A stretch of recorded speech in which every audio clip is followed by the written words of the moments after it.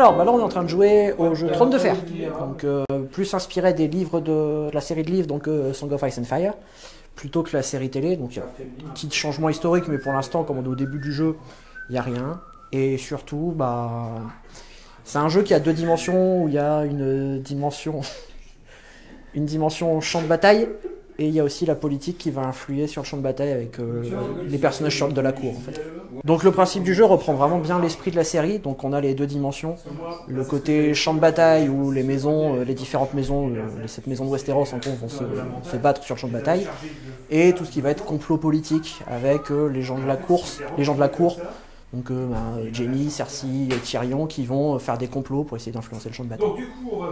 Donc là on est sur le contenu de la boîte de base, donc vraiment le starter, le trône de fer entre Stark et Lannister, ce sont les deux maisons les plus iconiques j'ai envie de dire de la série.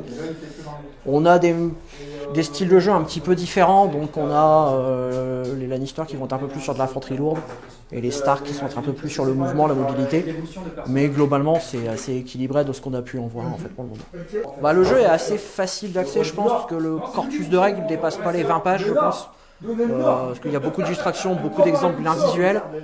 Il y a une feuille de mémoire qui tient en gros sur une carte de tarot recto verso et tu as toutes les activations du jeu, toutes les règles spéciales.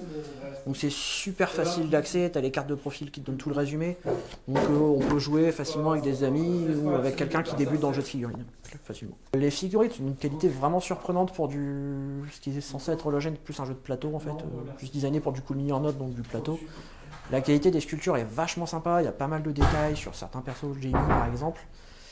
Et c'est assez solide. Il y a des halbardiers, on pouvait s'attendre à ce que les fixes soient tordus et trucs dans le genre. Les halbardes sont nickel, sont bien droites, ça c'est parfait. Et est-ce qu'on a besoin de les peindre? Pour ceux qui ne savent pas peindre ou qui débutent vraiment, il n'y a pas besoin parce qu'on a des teintes. Donc les Stark par exemple là sont en gris, les Lannister sont en rouge.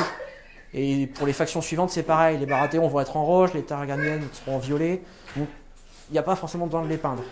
Alors bah à la forge on est déjà plusieurs à maîtriser les règles, maintenant on a déjà fait 3-4 parties, donc on est plusieurs à connaître les règles, on a la boîte de base qui est du coup arrivée ici.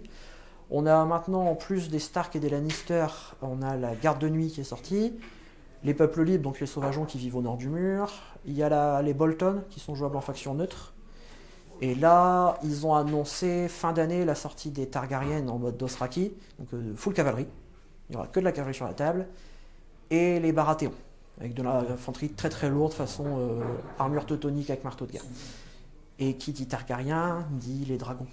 Les dragons ont été annoncés, même à plusieurs âges.